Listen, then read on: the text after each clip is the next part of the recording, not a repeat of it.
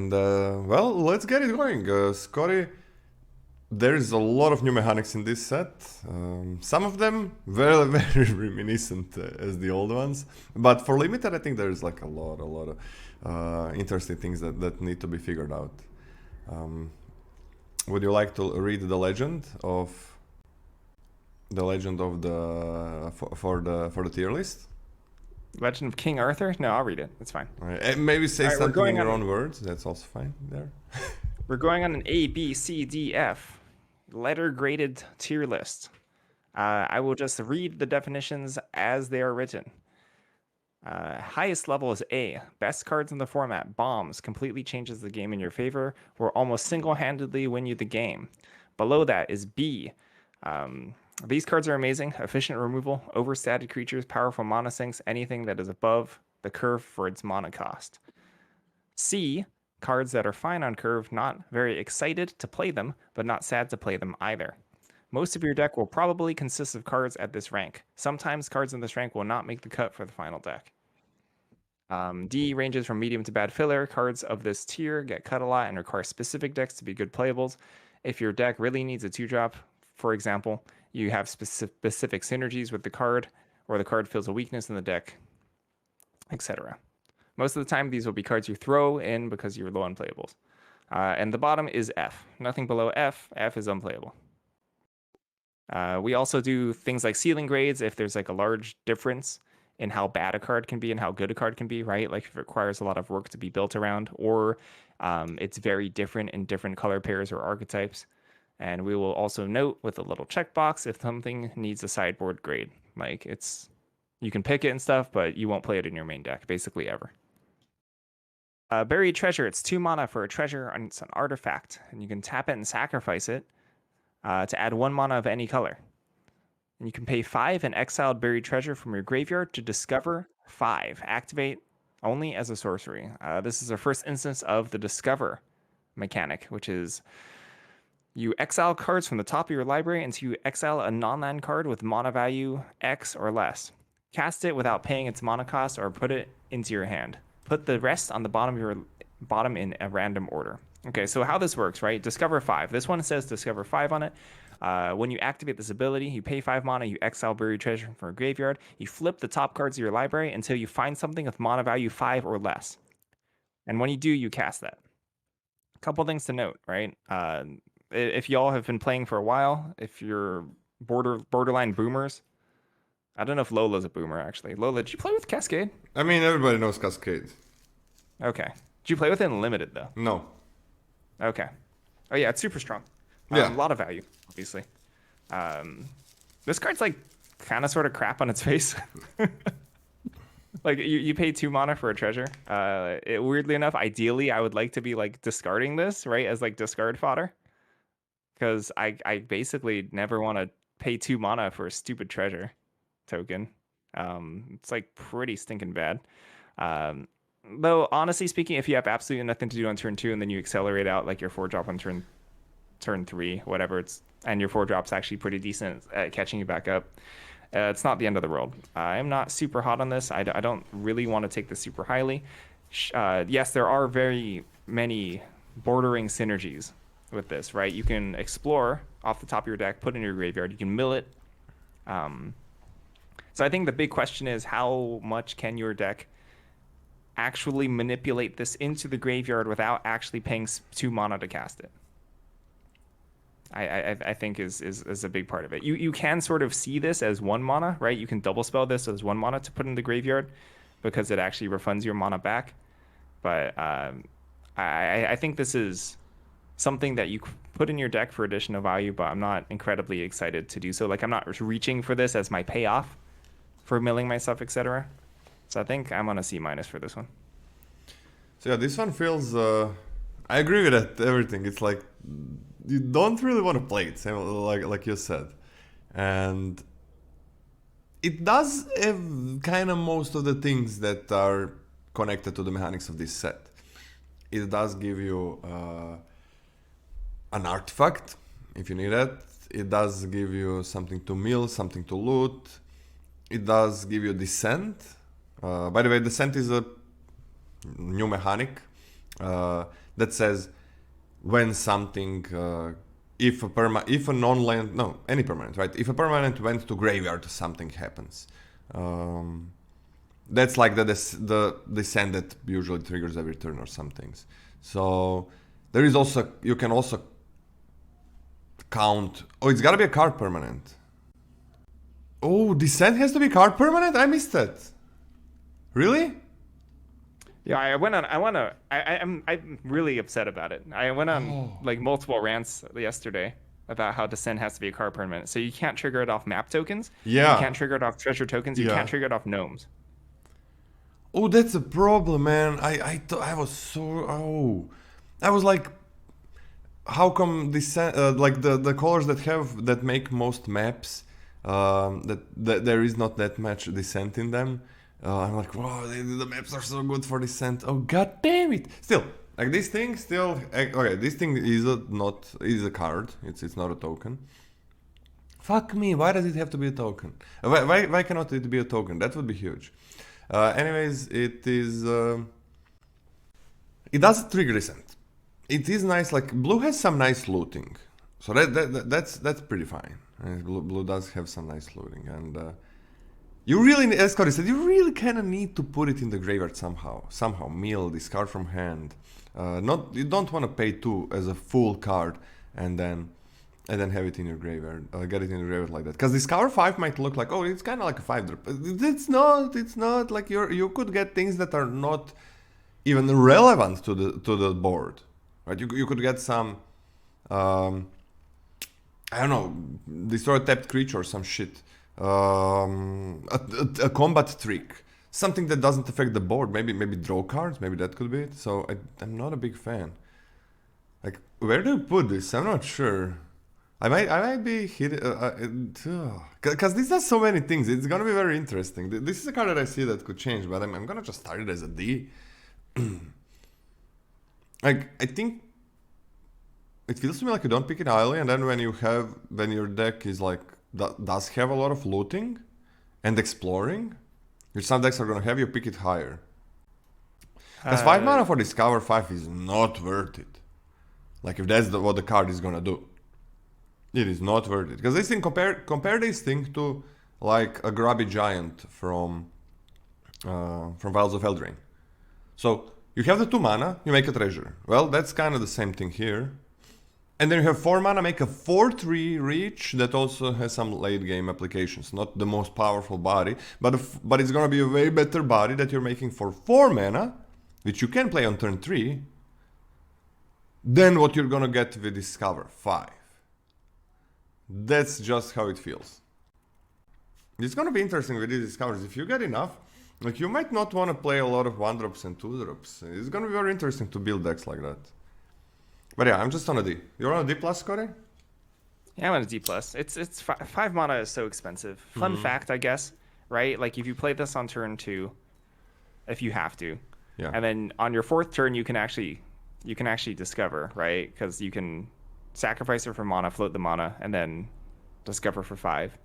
But that's pretty bad. It's pretty bad. I mean, yeah, just like even if you pay 2 mana plus 4, then it's still 6, and it doesn't feel that good. It might work in those, like, if you have heavy Discover, like 4 or something, and then you just add like some 3-drops and a lot of 4-drops and shit, and then it might actually get you a 4-drop a lot of times, and also activate Descent. So What's wrong with your bot? yeah, why did my bot enable that? That's not supposed to be in timers. Oh, because I changed it. Never mind. It's okay now. It's okay now. You just stuff all of the links in one list. Yeah, you know what I said? That I'm gonna make a link tree. So, because right now, like, on all the tier lists, Janos would have to copy, or one of us, we don't know these things, copy paste every single link in all the tier lists all the time, and link tree you just edit. That's what I'm gonna make, like, one of these days. Just link tree, and anybody can check all the tier lists there. And it's so much simpler, so every tier list can have a link towards all the others. Okay, let's go to the next one. Is that okay? Yep. But this is very interesting. This is like a card.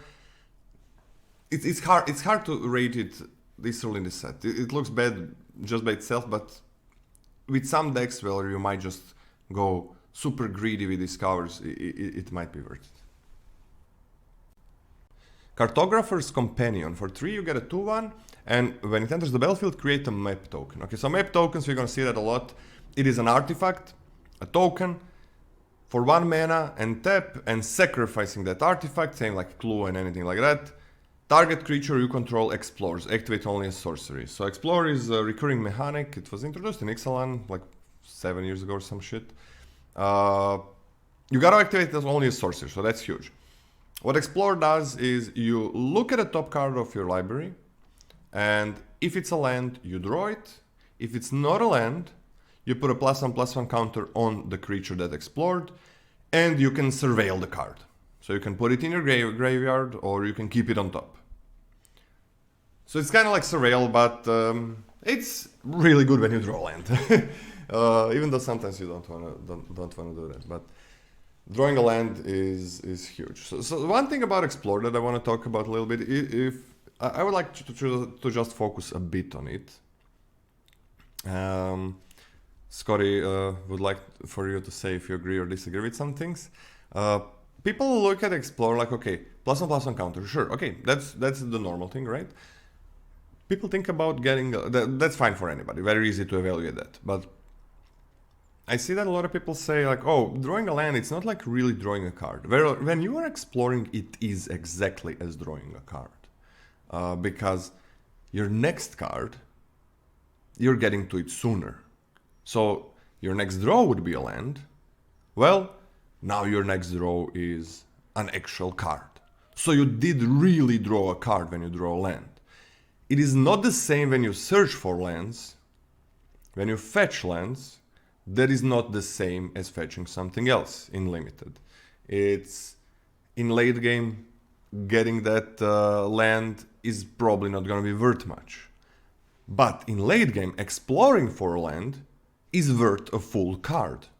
Because again, you are gonna get to your to the cards that you want to play later on. In early game, exploring a land is crazy good, yeah, of course. But in late game, it is like drawing a real card, a full draw, even though you don't want lands in the late game.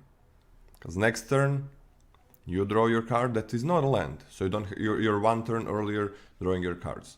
So that's just a misconception I wanted to clear. So if you draw a land with explore, full card, that's what you're getting.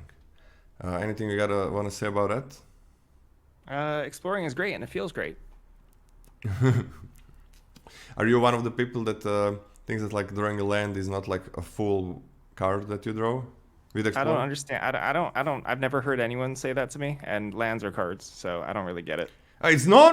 Lands are not cards. Searching for a land in late game, not a full card. That is not a full card. That is a lot of times worthless. So like ramp effects in late game, search for a land, basic land in the late game, that is not a full card. Do you believe that is a full card that you're getting? I think it is legally a card that you're putting in. Come on, we talk about like I think you're confusing drawing a card with something being a magic card. It's a lot of times in late game, like most of the times. Unless you have some loot. When you draw land, that don't mean it's like semantics bullshit here. It's like, oh, land is a real card. Yeah, it is a real card. A lot of cards are real cards as well that are gonna get F on the tier list. Are you gonna play all those F cards just because they're real cards? No, fuck that. They are not real cards in terms of limited, in terms of winning the game. And that's what we are doing here. Like trying to figure out the set before we play it, so we can win more, so everybody else can win more. So some cards are not real cards for your deck. Drawing a land in the searching for a land in the late game, you consider that like, oh, it's same as card draw. If you already have all the lands in it. What? No, it's not the same as card draw. It's thinning your deck is a myth. Yeah, thinning the deck is rarely something. Yeah, I mean, in late game, what you're gonna thin it, you're gonna have like 2% more chance not to draw a land in the next few turns. Yeah, that's gonna be huge. Thinning the deck is something. It's something, but a lot of decks just pretend like they're thinning. You have like one card that thins the deck. But yeah, again, explore, real full card draw, it's great. This thing is a 2-1. And you gotta, it is an artifact, it is a 2-1. And you have to pay 1 more. So if you're gonna explore on top of this, well, that's like, you're paying 4 now. I think this card is not good. I think there are way better 2-drops and 3-drops in this set, in most colors. It is, if you need more artifacts, it is something that can fit in any deck, so I'm just gonna give it a D+. Cool. C- for me. I think the 2-1 stat line is better than it's ever been in this set. And also, I actually don't think it's incredibly common to make multiple tappable / usable bodies for less than 4 mana. And that being said, it's fine. It's the C- for me. This card I think is better than it looks. Okay. Because of the effects that want you to tap 2 things and things like that? No, that's garbage. But you're just creating extra cardboard on the field.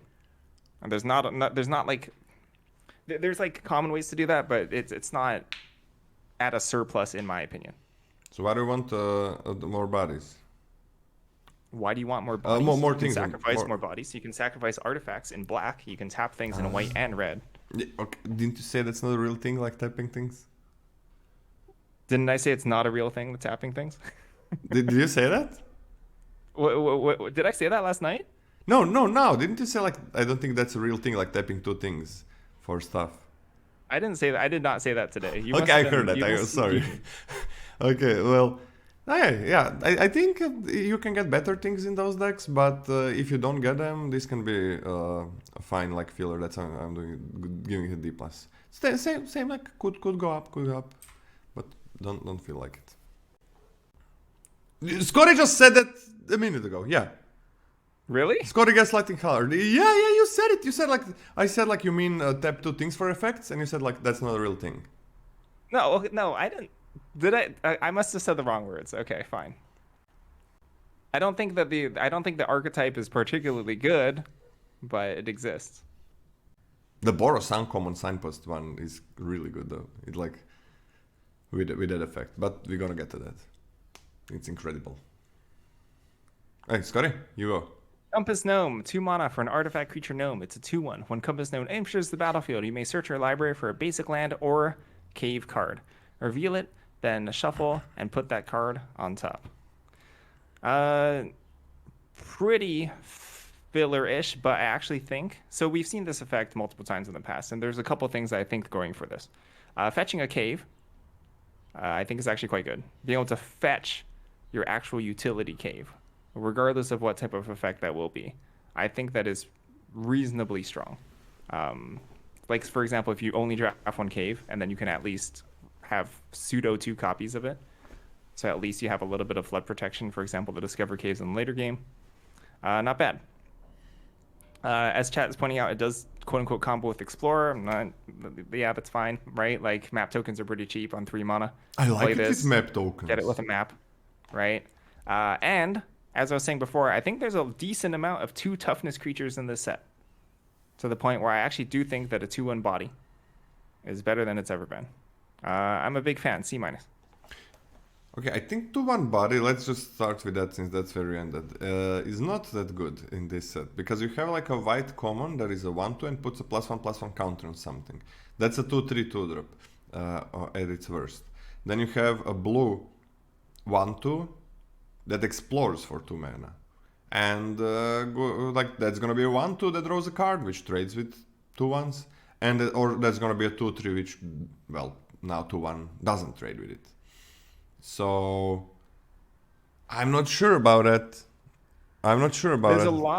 There's an abnormally higher, when I say abnormally, I mean like maybe 1, 2, 3 commons more of 2 toughness creatures that would like to be attacking. I think there are less 2/3s than normal and more 3/2s than normal. I mean, these are two really good commons that are 2/3s or 1/2s. Yeah, name another one. But I don't know. I don't remember every single 2-drop. But that's a lot. That's kind of a lot already, I think. Okay, we're gonna see. We're gonna see. Well, I really like it with like if you're going for a cave, for some kind of a cave deck, which I don't know how easy it's gonna be, right? The caves are, you got one cave as a common in every color. Then you do get a colorless cave on common, right? There is one, I think. Yeah, there's one that fixes your mana and Yeah. also puts +1/+1 counters on stuff. So this is like, you want to pair it with, you really want to pair it with Explorer. Unfortunately, it's sorcery, so you can't do it on the beginning of your turn or something. It would be so nice if it would be actually crazy if it was not sorcery. It would sometimes mess you up because you would not want to land when you use it as a trick. Usually this is not a C-. Like in Strixhaven, this was not a C-. But I played more Dune movers than usual, but it does like fix it. I'm on a C- as well. I love it with Explorer. It's also an artifact that you can craft with goes in any deck. If you're playing a cave deck, like I think this, you are gonna need these. You really want Explorers again, but I think you are gonna need this, and not that easy to get a ton of caves. This really helps. I mean, Got a question. yeah, I got a question for you. yeah. Is there a cave deck? I'm not a big believer. I'm not a big believer in that.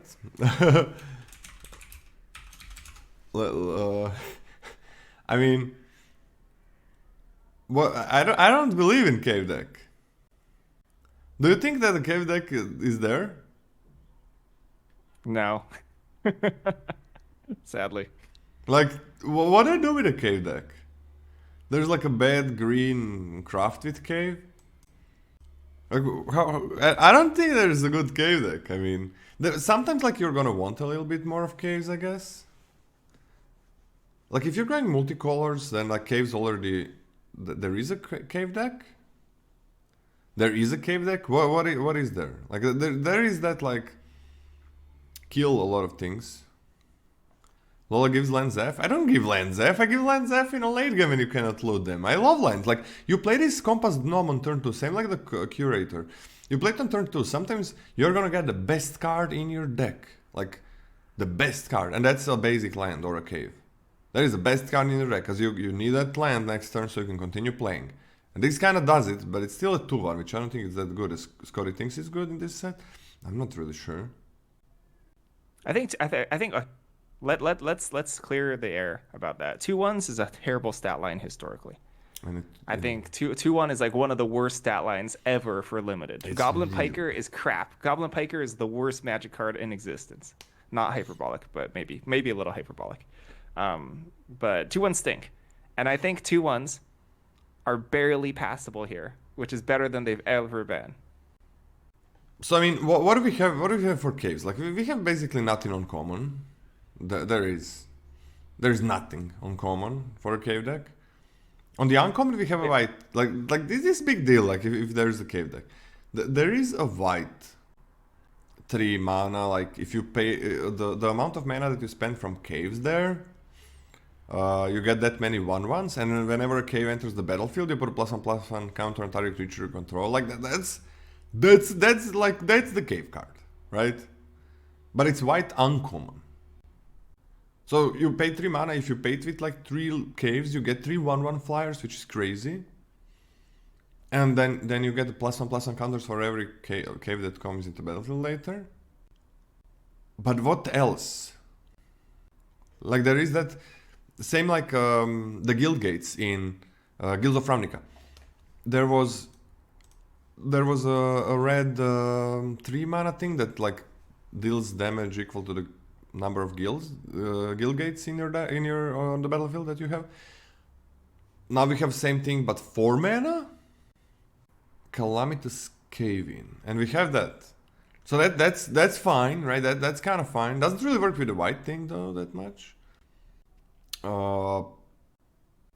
Like that's kind of it. Then you have like the black guy. These are uncommons. Then you have the black guy, like costs 5/5 lifelink, 8 mana, costs 1 less for each cave. So we gotta get these down. Like if there's a cave deck. Like you have like 4 caves, you got a 4 mana 5/5 lifelink. That's really good, but I mean, are you really gonna have 4 caves in on the battlefield turn 4? I mean, the good news is that caves I think are stronger than guild gates, right? In general, Yeah. I think the caves actually do things, which maybe is a sign that something can work here. But it's not. I don't think it's gonna. Actually, that's a problem. Isn't that a problem? Because other people will be taking your caves. Yeah. They are gonna take the caves. It's terrible. Yeah, that's not good. So okay, first thing, they are gonna take the caves, right? It's just like I play white deck, I take white cave. I play green deck, I take green cave, and so on. But the things that you got for the Guildgate deck were way better. There was like the Ram, there was the 8/8 Colossus, there was like the 3 mana get rid of everything. And I think a lot of those, good amount of those were commons, if I remember correctly. Some of those. Which is huge, there is nothing None uncommon. of them. They were all uncommons. They were all uncommons? Gatebreaker Ram, Gate Colossus, Gates Ablaze, all the payoffs are uncommon in that set. But they were really good. They were a lot better than these ones. Yeah, this is like we have the Bet Colony. I think that's the one. That's the only one I'm looking at. I'm gonna give it a D+. Can you lower it to D+, this guy? Like, it's fine with Explore. It does, on early game when you have like 2 lands or 3, you want to hit next one, it does get you the best card in your deck, which is a land. Hold on. You're not lowering it because there's no cave deck, right? I am. Oh my gosh. All right, let's move on. I am. Because like this, I love this in a cave deck, but I don't think there's a cave deck. All and right. 2/1 is garbage. 2/1 is just... I'm pretty sure you're very wrong about 2/1s being good in this set. I also didn't say that. Disruptor Wanderglyph, Oh. 4 mana. For a artifact creature golem, it's a 3/4. When Disruptor Wanderglyph attacks, exile target card from an opponent's graveyard. Very unexciting 4-drop filler. This card does things, and it has stats. That's pretty much the best thing that I can say about it. Yes, you can take your opponent off of descending stuff. You can decrease their graveyard, so it maybe even deactivates or keeps them off of descend payoffs. But I'm not excited about it. This is a D. They're just super filler D. I don't know. I don't see putting it in the deck. Sideboard?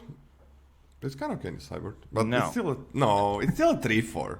Like, how many times is it gonna attack? Yeah. You make opponent have harder time crafting and descending, sure. But you're playing a 4 mana 3/4. Bye-bye. Hunter's Blowgun for 1. You get an equipment that says equipped creature gets +1/+1. It has Death Touch as long as it's your turn, otherwise it has Reach. Equipped for 2. Don't care about it, Death Touch. Where do we put this? I don't give a damn about Death Touch. Kinda cool with Reach, I guess. I don't give a fuck Equipments about are it. easy things to be lying around that you just tap for free. Use these with Burrow stuff. Maybe. I think there are better things in Boros. I don't like anything about this. Like for 2 mana, it is so much to pay to equip this. Like 1 mana +1/+1 Death Touch would be okay, but it doesn't not be that crazy. I think it would be nice. That would be nice. Like you now every time, if your aggro death gets stopped, you can always attack. Is there enough lifelink? Is there like lifelink? There is no lifelink. Okay, this is just garbage. I'm putting it as a D. I don't care about this card. I'm on a D as well. Pretty much nothing to say. Equip 2 is the death knell. It's very dead. unexciting. Yeah, the equip 2 is not, no. Too much. Ooh, Runaway Boulder, 6 mana for an artifact. And has flash. When a Runaway Boulder enters the battlefield, it deals 6 damage to target creature an opponent controls, and cycling for 2. This is actually exciting design. Like, we've given... You know that really crappy, clunky removal that they always give a color, right? Like the 5 mana red, deal 5. The 5 mana exile black. It's actually kind of colorless. It is literally colorless here. Even though 6 mana is infinitely more than 5. Yeah. But cycling helps. Yeah, I am going to be putting this in some decks and being unhappy every single time I do, but this will end up making my deck in some capacity. When I lack the ability to remove a large blocker slash utility, bomb-like threat. So this is like a D for me. 6 mana to kill something? Jesus Christ, and you can cycle it. It's like, it's cool that it's an artifact, so you can sacrifice it to something. Man, I want a D. Kind of want to give it a D minus. D minus or a D? It is. I'm not sure. It is so bad. 6 mana to kill anything is like. Usually, you are not going to be trading equally with mana basically ever. Like for 6 mana, I want to have like a good 6-drop. That's what I want to do for 6 mana. A good 6-drop, so I know every time I'm paying 6 mana and I'm getting 6 mana worth of things. Here, I'm paying 6 mana. Compare this. What?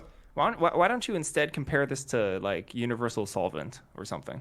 Right? Isn't that more along the lines of how it's actually going to play out? What's the Solvent? Is that Dominaria card? No, you know the effect. It's like 1 mana to put it on the battlefield, and then it's like a bazillion mana to kill something.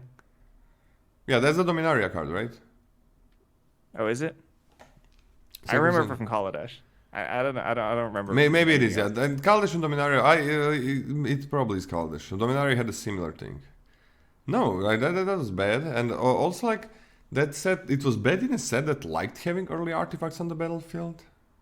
This set can be fine with having artifacts, but 6 mana to finally enable those things. I'm on a D minus, man. Like, I guess I can give it a D. No, wait. This has cycling. Like, cycling enables descent. Wait, I didn't think about it. Like, cycling enables descent. Yeah, the Blood Tallow Candle was the one. Right, the cycling enables descent. So these cycling things are not nothing. Like, the cycling is not gonna be just card. You can craft with it, and you can also... Okay, I'm on a D. Does anything care about the mana cost of an artifact in the graveyard? Probably not. Oh, now I'm thinking like this craft. There are some craft cards that care about like the big dinosaur or something, and you can put big dinosaur in the graveyard with cycling. Okay, this is interesting. I didn't pop in my head before. Okay, D for this one. Just don't see it being great. Captivating Cave. For it's a land. It's a cave. You can tap it for colorless. It's like a grotto. You can tap 1 and this land. That's 2 in total to get mana of any color. For 4 and tap, you can sacrifice it, put 2+1/+1 counters on target creature activated only as sorcery. Hey, why don't Lola talks to himself? Anyways. No, it's just... it's not true. Scary said his things. Whatever. This is... It's just like this thing popped in my head, so I had to say it out loud. It's fine. Like, it's okay. Like, it actually has Lola, some. You played with this card before, right? I never did, but you did. What?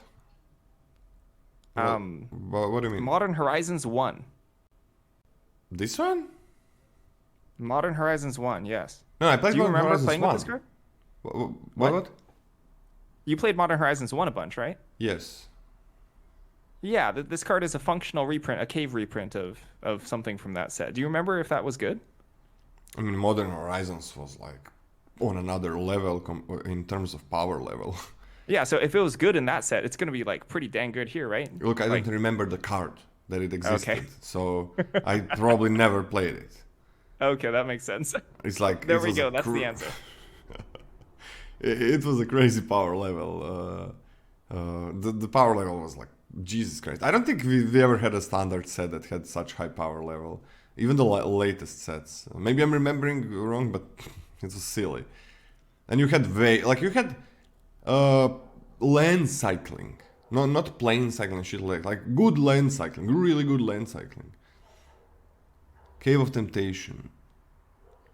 That was Modern Horizons card? Yeah, that just...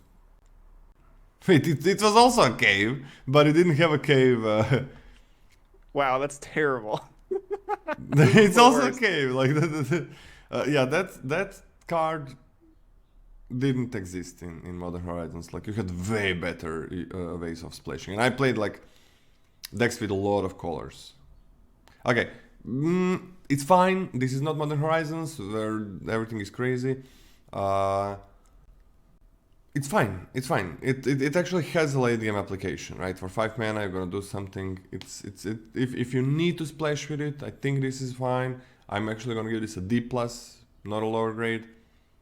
I think it's okay. It's also okay for whatever you want with it. D plus. It's okay if you need if you have really good splashes.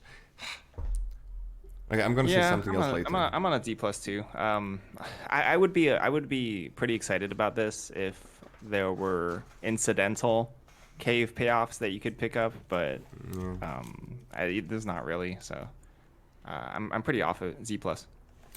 Yeah, now that I think about it, like, why was Grotto playable? What do you think? In some decks. Why was Shimmering Grotto playable? I think the nature of the splashing in that format was wild, right? It's not, you don't have to go out of your way to get an off-color splash. That would just end up in your deck naturally, right?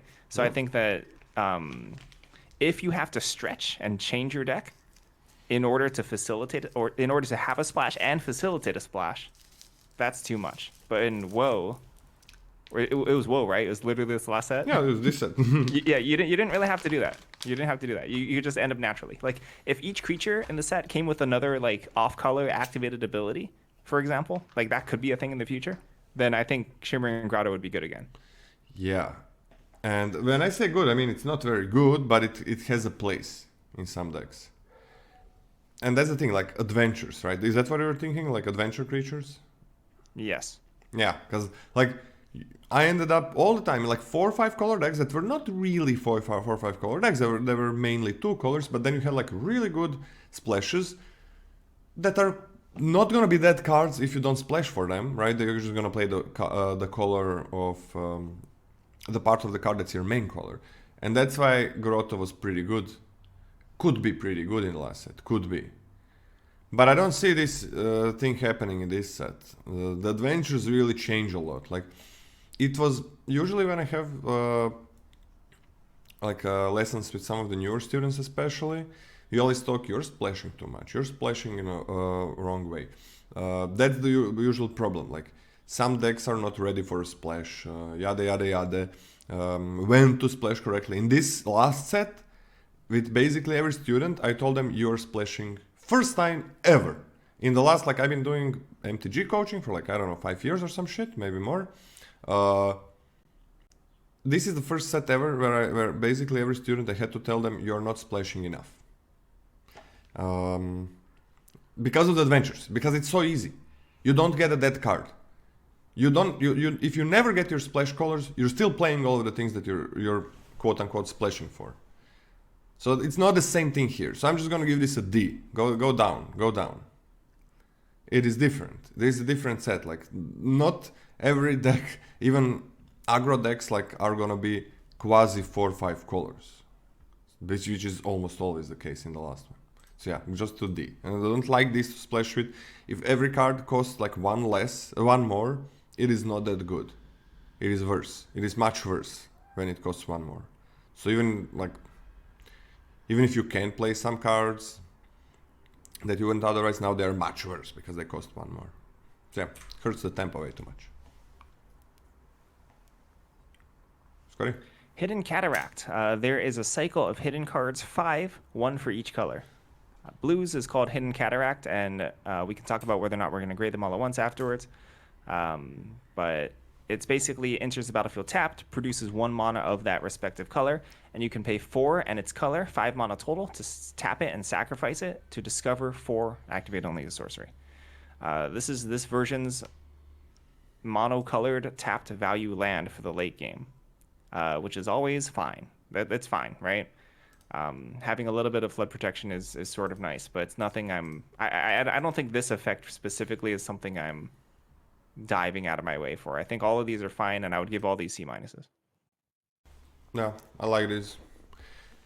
A long time ago, these lands would be like C plus or better, just because half of the cards in their deck were whatever, and then the games always took a longest time to finish. Like tempo didn't matter as much, and you basically always had time.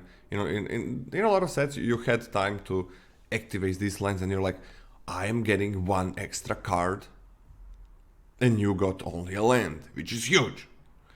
Now you don't. It's not that easy. It costs 6 mana to discover 4. It's really nice on a land. Like I'm putting if I'm not super aggressive, I'm putting a couple of these, like 2 in every single deck probably, at least 2.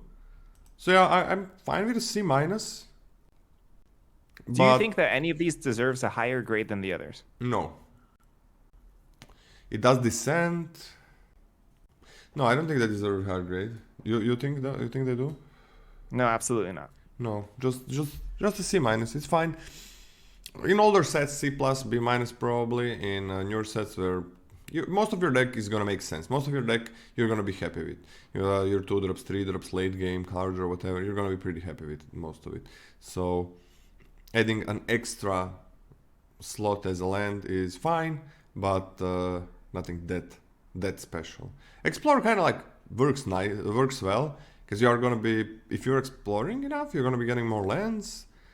And then some of the lands being like real, like creatures or effects, whatever you discover, is pretty good. So let's talk about the implications of discovering, right? Mm-hmm. Tell me if you disagree with this. If your deck has a decent amount of discovering, right? That actually makes the idea of time-based spells much worse. We're talking combat tricks are much worse. Very glad counter spells are much worse. Continue. Right. Sorry, I don't know what you said, but do you also agree with that?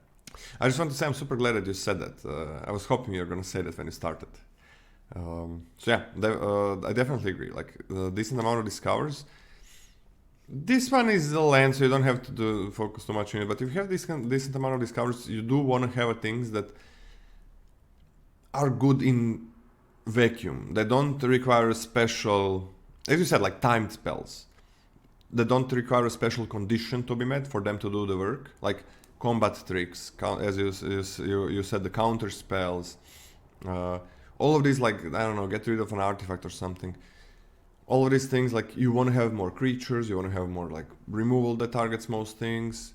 So your discovers are going to be full card. So yeah, definitely agree with that. So you get full card most of the time. Because like it's going to feel real bad when you decide to spend 6 and you hit like a trick or something. Also, I said all that without the understanding that the fail case is putting it in your hand.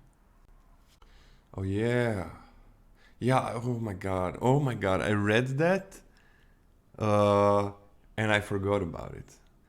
Oh yeah, I completely forgot about it. This is a nice mechanic, by the way. I give props to WotC. I think Discover is a great mechanic. Yeah, it like fixes everything about Cascade. It's not a Cascade, yeah. What do you mean fixes everything? Well, Cascade is, first of all, design-wise, we can rant about it, but it's not flexible, right? You as a designer are really pigeonholed into what you can do with Cascade because it's dangerous. Because you word it, right? Because you give the flexibility to not tie your cascading cost to your mana cost, right? You get to do a lot of things like putting on lands. It's way more flexible, right? You can reduce the feel bads of cascading into something literally uncastable. So it's a lot better for limited too. They've taken Cascade and fixed it basically. This is a fixed, really good version of Cascade for the game. But what do you mean? How is Discover not dangerous? Well, I mean, it's less dangerous in the sense that you have more tools to make it not broken, right? You obviously can print a terrible, dangerous Discover card, but you have the ability to print a lot more cards that can work around that because you can put it in a lot more spaces with a lot more flexibility in terms of what you discover into. I mean, like you can, because it's not on cast, so yeah, you can put it on, yeah. So you don't. It's not like just like I'm gonna play a 3 mana card that's gonna discover a broken suspend card and I'm just gonna cast it. People are out here in Modern playing Ardent Plea into Up the Beanstalk, you know, like. Yeah. So Wait, you said what do you say? What do you say about? I wanted to say something about. Oh, read the fucking card, by the way. That's the bingo is done there. Oh yeah, Because yeah. I mean, I got. Jesus Christ. I mean, literally like yesterday, I was thinking about, oh, you can put it in a hand. That is nice. If you miss that, so you have a little bit more space in. Like, if this is really good for my deck and I have a good amount of discover, it's still fine. But I do think that you wanna get, if you have decent amount of discover, you wanna have your deck be a little bit higher mana value, mana converted mana cost, however you wanna call it. You do wanna have it like more chance to hit, not hit your one drops and such. It's 4 or less, right? So that's also. I can see a lot of greedy decks working. I can see a lot of greedy decks working with Discover, but not with this. This is 6 mana. Okay, C- for both of us. Let's go next. These are all the same, so we are gonna go on the Promising Vein. It's a cave. You taps for colorless mana, and for 1 and a tap and a sacrifice. Search your library for a basic land card, put it on the battlefield tapped, then shuffle. So what does this do? Like, sure, it can fix for quite a bit of mana. Like, it's Evolving Wilds. It doesn't enter the battlefield tapped, so you can still curve out until you can find you can. If you have the other lands, you can curve out more easily. But it also costs 1 extra to be the Evolving Wilds. It's a cave, which I kind of don't give a damn about, and it does. I also prefer wilds over this. It does descent for you, which can be fine, but I'm just on a D, man. I don't give a damn about this card. Have enough descent, then I'm fine with it. That's about it. This is very expensive. Like it says 1 and tap, but that's like 2 mana out of your turn when you would like to be curving out. Which is rough, right? Like, given a normal game of Magic the Gathering, you are not cracking this if you're playing a normal early game.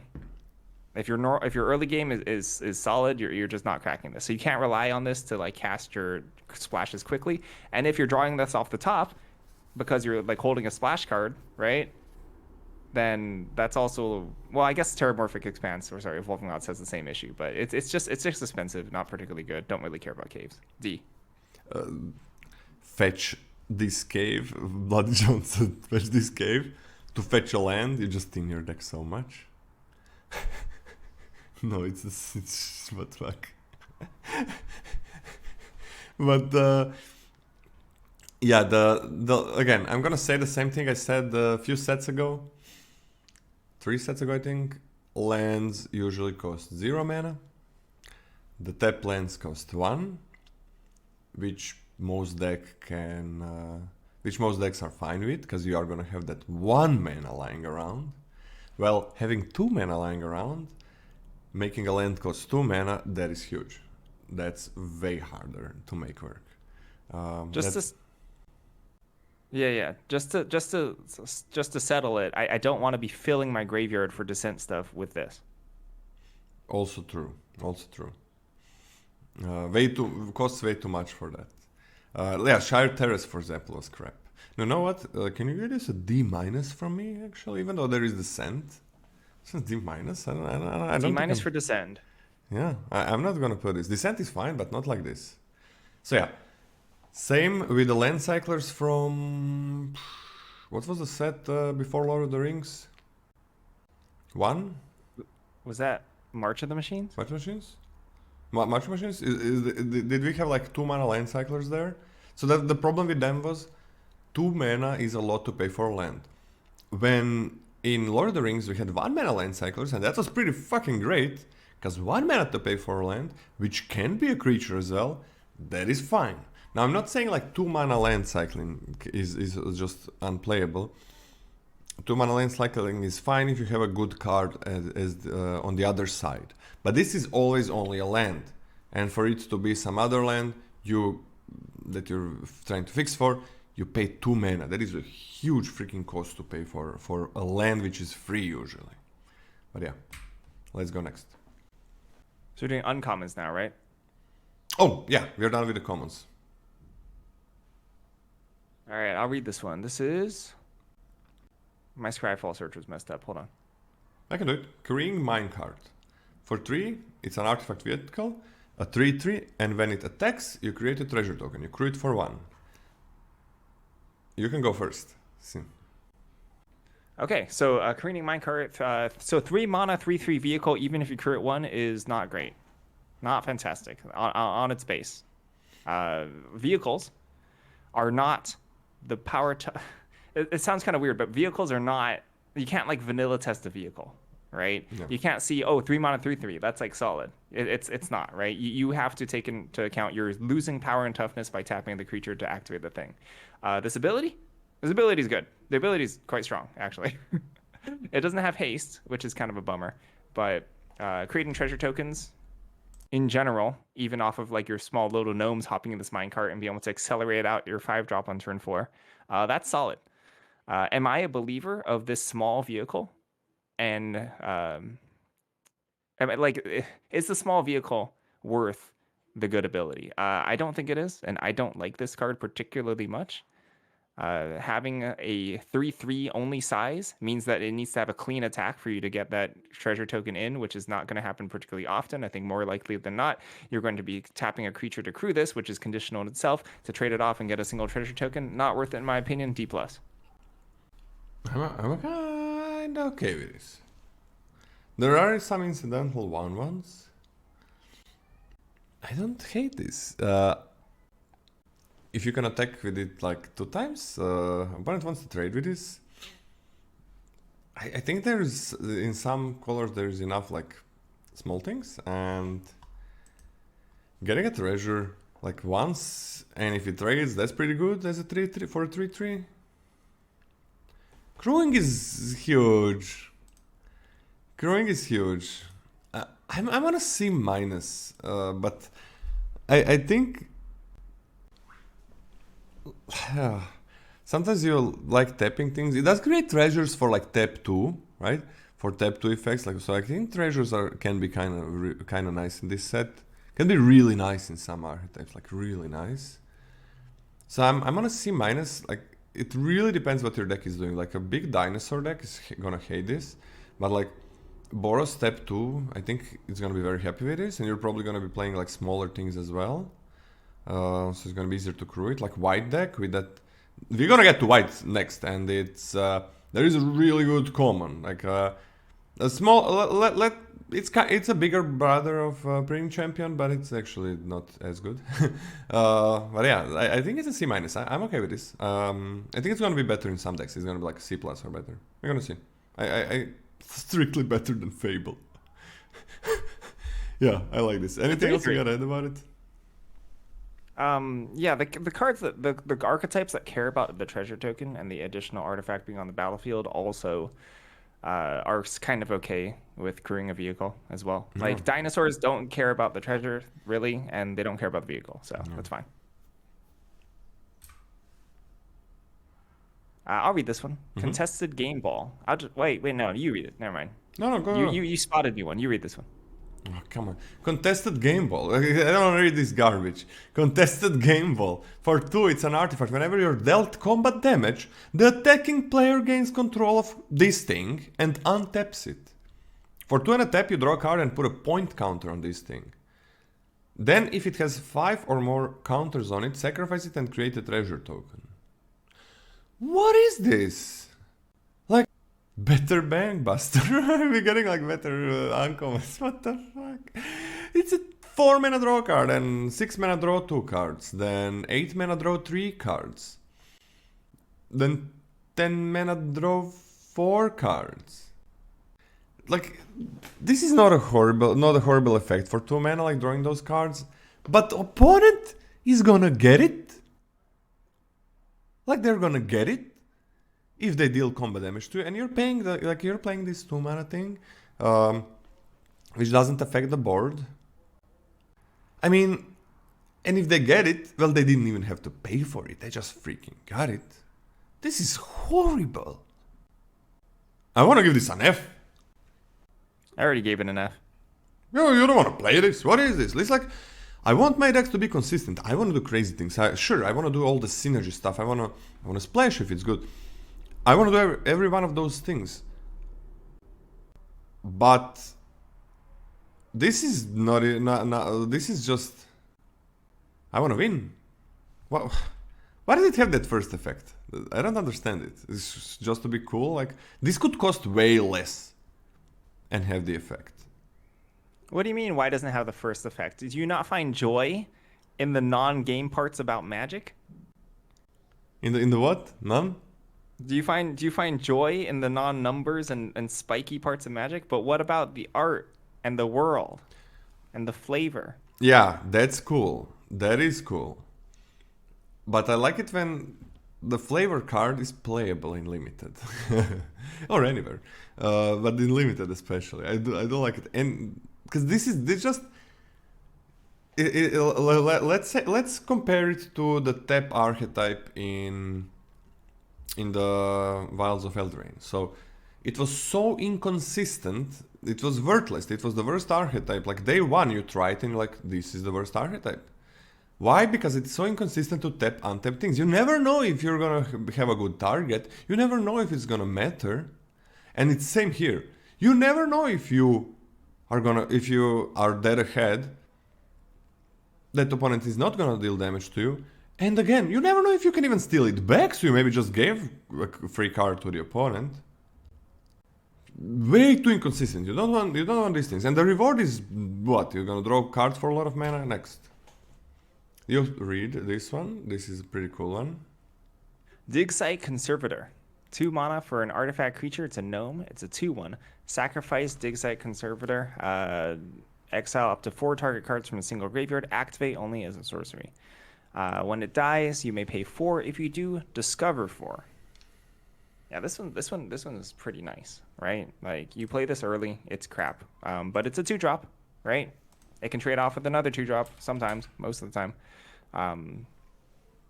Attacks, blocks, but in the later game, when this dies, and you have a little bit extra mana, you get a lot of value out of this.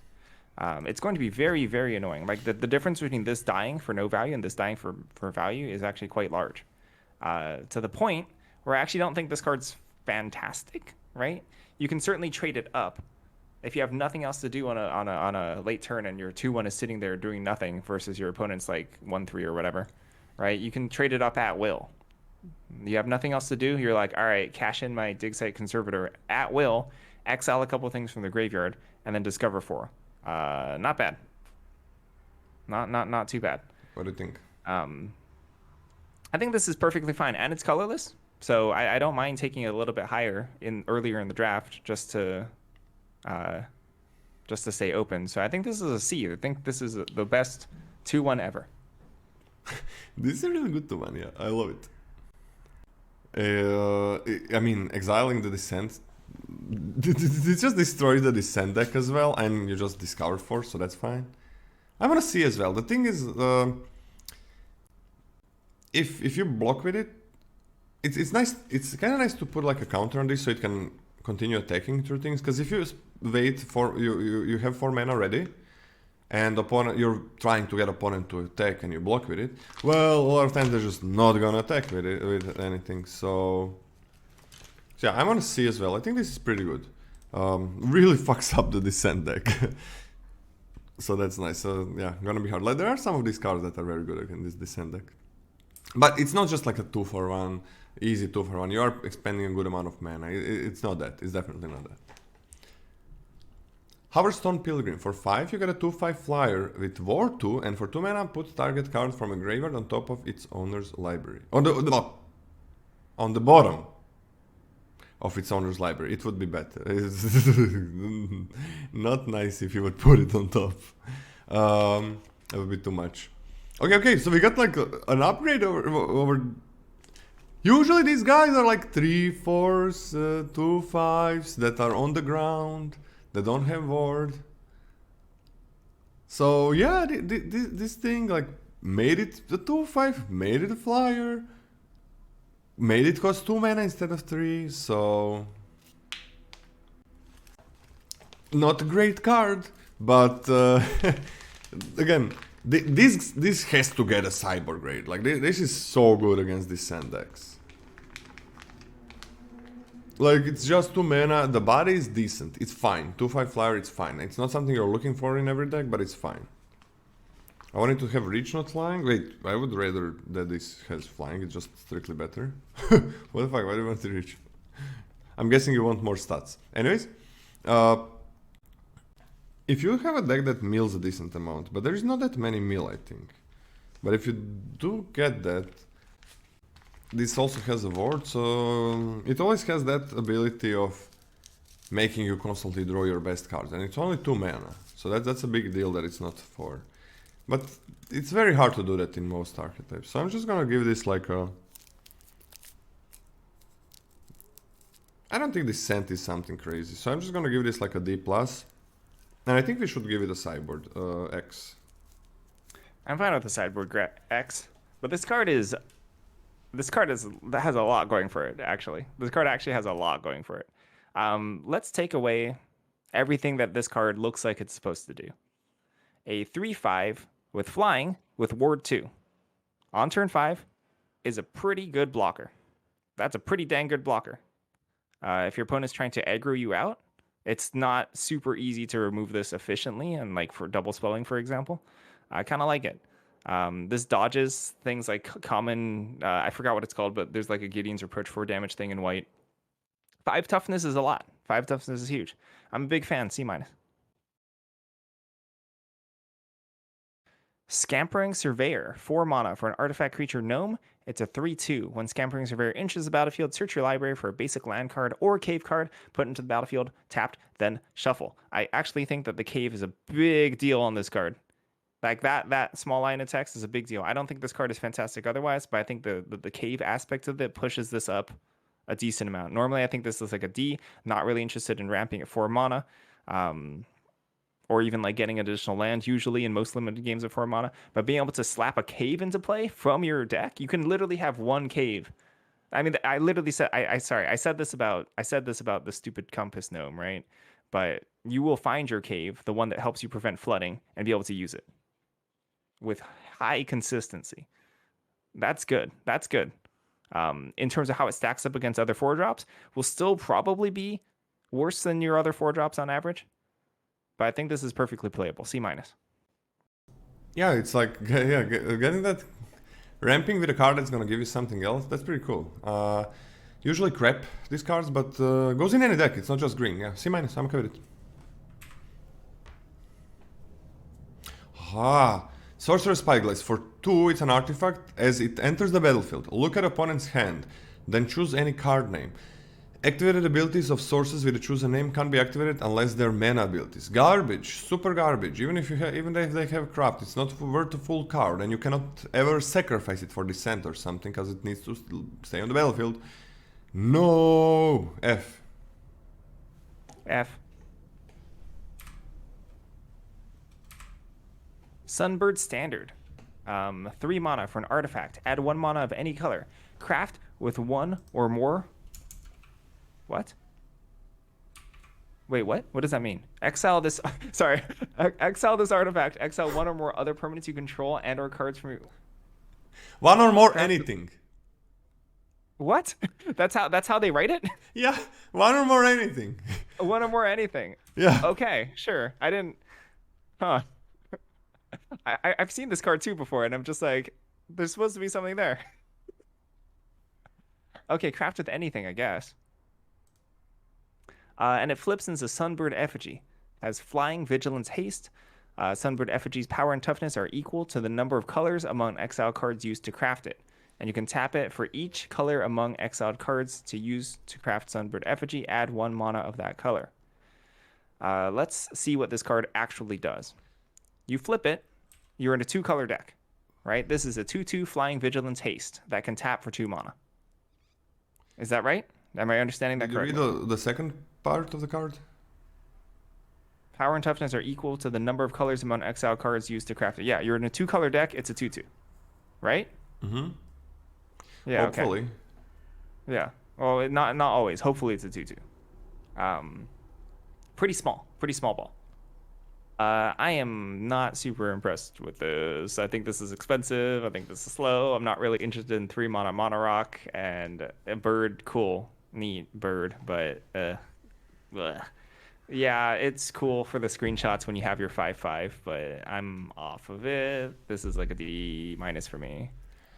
So like you kind of get the mana back, right? So you pay 3, it's a mana rock, and you pay 5. Like if it's a 2/2, well, yeah, if it's 2/2, you do get 2 mana. Like you pay mana here, that's 1. You get 2 mana there, so it's kind of like you have 3 extra mana in your pool. So it's not really. Lands do not count as a color, right, Scotty? Lands are colorless. Lands are colorless, so that doesn't work. But this has haste and it can tap for mana. So I don't know. I think this is pretty good in your like very heavy 4/5 color deck. Like it needs to be very heavy because you never want to craft with anything that's on the battlefield. So you need things to go to the graveyard, right? So it requires a lot. But then if you get like a 4/4, like with multicolor cards or something, if you get a 4/4, that's pretty huge. It attacks right away, and it's gonna ramp you up. What do you give it? I think it's a D minus. I don't believe in multicolored. Nope. I'm gonna be on a D plus, but I think this. I gave it like the average grade. Like in the 2-color deck, kind of garbage.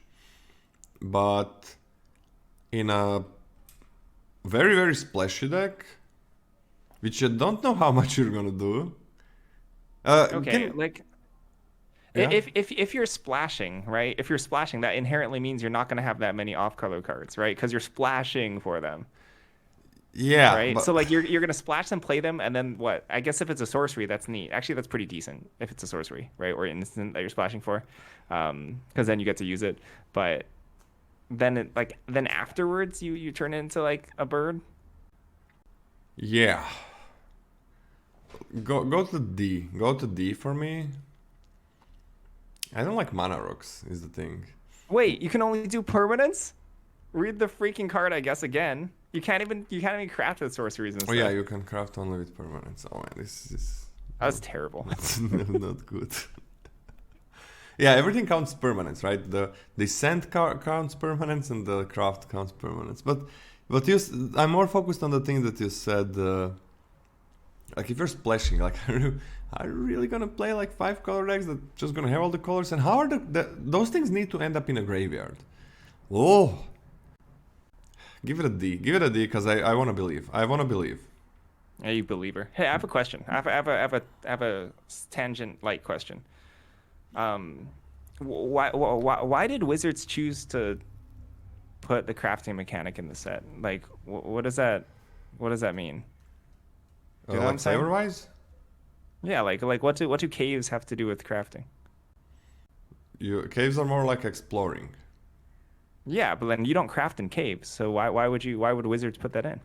Well, why does craft have to do anything with caves? Why are you connecting that? There's a lot more things in Yeah, no, this. that's what I'm saying. So why is it in the set? It's a cave set. Why is there crafting? It's a cave set. It's like Ixalan set. It's dinosaurs have nothing to do with caves. I mean, there are caves. There's the same amount of caves now, and in the prehistoric era. So why are we crafting? Why are we crafting? Chat. I don't know. Are you trying to get me to talk about Minecraft? Because I don't know. It doesn't make connection to me. Like you can connect it to any crafting game. Because it's ancient technology and things. Exploring? Okay, that makes sense. That's always like that. Sunbird effigy. Moving on. Moving on. What did you try me? Was that a real question or was it a trap? I can talk about it later. No, say now. Scotty. It's too no. I'm not going to say it now. It's not that easy, okay? Okay. You have a reason why you're not gonna say it now? No, moving on. Swashbuckler's Whip. I'm reading this one. Swashbuckler's Whip is 1 mana for an artifact equipment. Equipped creature has reach 2 and tap to tap target artifact or creature, and 8 and tap to discover 10. 2 mana, 1 mana to put on the battlefield, 1 mana to equip it, and then 2 mana to tap something is incredibly expensive. That's so much mana. That's so much mana to tap something. I don't care about reach. I don't really care about like, super expensive tapping, and I certainly don't care about 8 mana draw and cast a card. I think this is actually terrible. I think this is an F. This is so cool, alright? Like 8 mana discover 10, but I mean, then you're gonna be getting like your 2 drops and 3 drops in, and you're gonna be like, oh wait, that's not worth 8 mana. I could have drawn it with something and played it for way less. And that's the first card you're getting, right? So you're finally getting 1 card out of this. I'm on an F as well. This is not good. This is not good. Crafting makes sense. Like it's like prehistoric or something like that, shit like that. And then people used to craft a lot. I don't know what pirates are doing there, but there's like it makes sense. I don't know. Maybe makes sense. Why do you think there is crafting, Scotty? I don't think anything. You didn't have anything? Come on, why not answering me? What are you hiding? It was a trap. Cavernous Maw. Cavernous Maw is a land. It's a cave, and you can tap it for colorless, or you can pay 2, and Cavernous Maw becomes a 3/3 elemental creature until end of turn. It's still a cave land. Activate only if the number of other caves you control plus the number of cave cards in your graveyard is 3 and greater. Woo!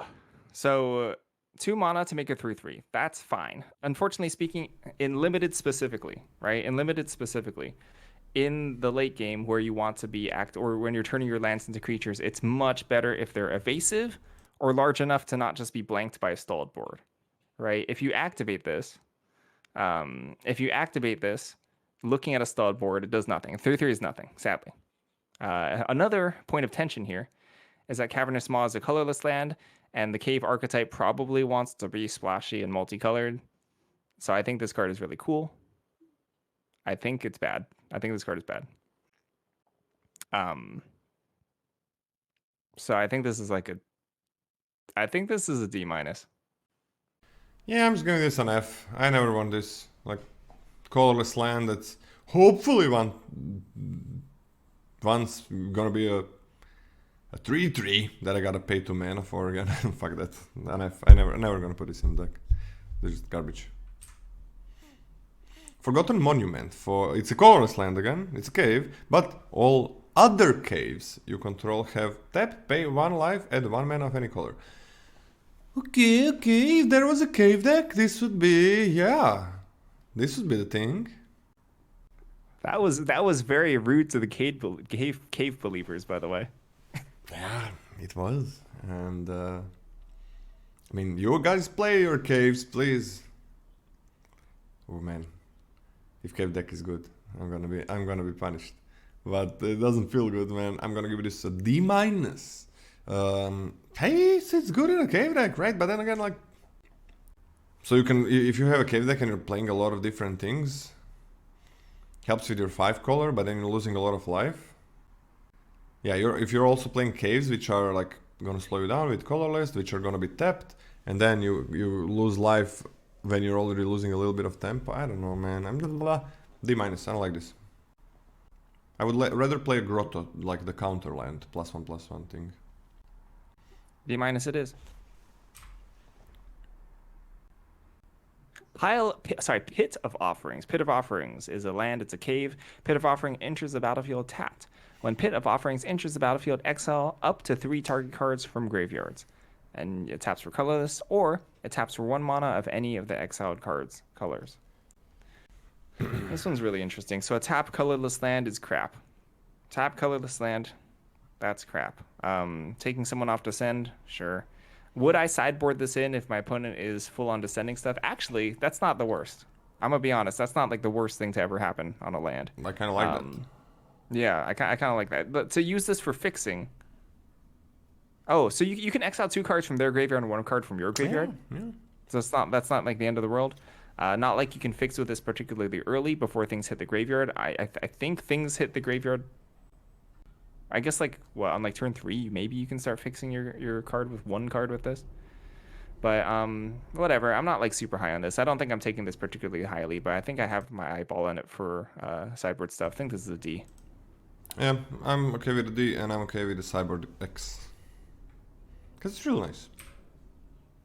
In the sideboard deck. Volatile Fault. It's a Colorless Cave again. And for 1 and a tap and sacrifice, you can destroy target non-basic land an opponent controls. That player may search their library for a basic land card, put it on the battlefield, then shuffle. So opponent gets a land, you get a treasure token, you paid 2 mana, you had a Colorless land in it. This is bad. This is not good for limited. This is F. You don't want to play that. Bye bye. We are done with uncommons. Scotty, want to lead with rares and mythics? Yeah, give me a second. No, I can start with this one. Okay, Chimil, the Inner Sun. For 6, well, you do it. For 6, you get a legendary artifact. Spells you control cannot be countered. And at the beginning of your end step, discover 5. Da-da-da-dum. End step. Da-da-da-dum. This is good. This is good. This is good. Usually we get these things in colors, in blue or something, and it's crap. No, it's like you're gonna get like something 5 or less on the battlefield if it's, or in the hand if it's conditional. I think this is crazy good. You don't spend mana for things that are good to cast. Can't be countered? That's fine, that's fine. Man, I'm so happy with this. Is this a bomb? I'm gonna give it a B+. B+ for starters, but this might be a bomb. What do you think, Scotty? I want a B+ as well. There's a literal world of difference between putting a card in your hand and putting it on the battlefield. Yeah. Like an actual world of difference. Like this has, most of the time, immediate board impact. Most of the time. And you're not gonna be drawing lands with this. Yeah, which is absolutely fantastic.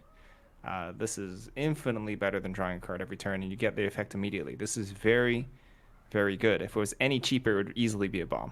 A-. I think it's a bomb.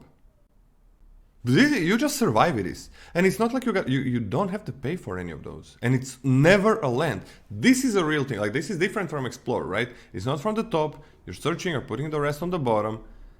So this is like so much better than card draw. Like Seek would be better than card draw, right? It's because you would draw or look at the top things. If this was just a card draw effect, but you never draw land, it would be garbage, of course. But you would not draw land. Man, this is so good. I'm on an A-. You're putting the things you can deck? Come on. You're putting the things on the bottom. Constantly putting the things on the bottom. So you're not gonna be decking with this much. This is great. This is something I want to ramp to. A- for starters. This could be way better. I think this is incredible. I think this is a bomb. A Brady's in this set? This is Sure. fantastic. But you already got the cards. When you miss a discover, what do you mean miss a discover? It shuffles your deck, basically. Because you take all the cards, and then you shuffle it all, and then you put it back in your deck. Because you put them on the bottom at random, and you put them all on the bottom at random. So it's basically a shuffle. I think that was the question, right? Like, what's the rules thing if you have no legal targets or legal hits? Yeah. All right, here's the disclaimer. I am but an ignorant, monolingual American man. Mm-hmm. And I will butcher every single one of these proper nouns. And I apologize beforehand. This is my disclaimer. And I am so very sorry. Matzalantli, the Great Door. It's 3 mana for a legendary artifact.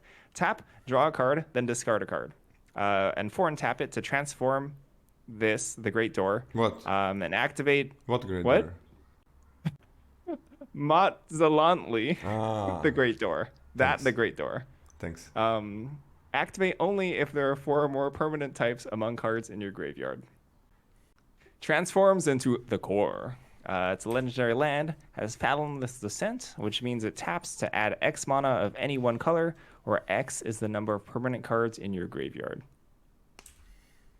3 mana looter, right? 3 mana looter that you eventually flip it to make a ton of mana. I don't care about the backside.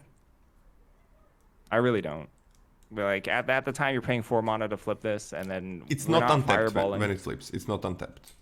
It's not untapped. Oh, it's tapped when it flips. Yeah. Oh. Okay, I really don't care about it then. I like super don't care about it. I didn't care about it before, but now I super don't care about it now. This is a 3 mana artifact looter, which I think is really bad. This is a D- for me. This is an F for me. It's just complete garbage. Once you finally transform it, you don't want to transform it. Right? Voila. Like... Lola, but what about descending? Descending at will. There are better things, right? There is the blue... descending at will. Come on, fuck off. No, it's not that important. Looting is better in a set with Explore, right? Because you can transform those lands into something that... Once you don't need lands, you can transform them into cards, well, that do stuff. Yeah, I don't think the Sand deck needs this. F. I don't want this card ever. You're never transforming it, so it's just always a looter. You are just not transforming it. Ooh. The Millennium Calendar. For one, it's a legendary artifact. Whenever you untap one or more permanents during your untap step, put that many time counters on the Millennium Calendar. For 2 and a tap, double the number of time counters on the Millennium Calendar. When there are 1000 or more time counters on this thing, sacrifice it and each opponent loses 1000 life. So first thing that we gotta say about this is, if opponent is over 1000 life, this is not worth it. But if they're not, it is gonna kill them. Which is gonna happen. Expert analysis. Yeah. Well done. There we go. That's gonna happen in like more than 50% of the games. I have never seen 1000 on a magic card. That was not like, there was some unhinged, unglued things. This may be the biggest number on a black bordered magic card ever. Yeah. Yeah. This is so cool. Wait. The thing is, this can work. This can work. This is not a meme. This is not an F. No, Etherflux Reservoir is garbage. So this can work, man. Like you untap all the lands always, probably some creatures, artifacts. Am I going to need... Oh my god, how do you count these art? You gotta write them down. How do you count these counters? You gotta write them down on paper. You gotta write them down on paper. The fucked up thing is this is not indestructible. That's true, that's true. But this can be like you win the game you survive for like 6, 7, 8 turns and you win the game. This can be it, right, Scotty? Yeah, if you're able to pay the 2 mana in each one of those turns. Yeah. You know what? A D. You build a defensive deck, but you gotta draw this card, man. What the fuck? The problem is like you gotta draw this card. It's gonna be one card in your deck. All right. Well, I brought a bunch of memes and jokes to this card, but clearly I don't need to make them because you're making them all for me. This card's horrible. This card is absolutely unplayable. It is bad. It's way too expensive. Like if you've constructed a deck where you somehow cannot kill them in that amount of time, when you're dumping so much mana into this, and sure, you know, like congratulations, you've needed to rely on the Millennium Calendar to win. No, that's fine. Not being able to kill the opponent. You can literally have like a single 3/5 flyer that land cycles. Like 0 win cons, 0 like actual creatures and removal spells to the point where you can't push damage. This is horrible. I really This want is an this F. to not be horrible.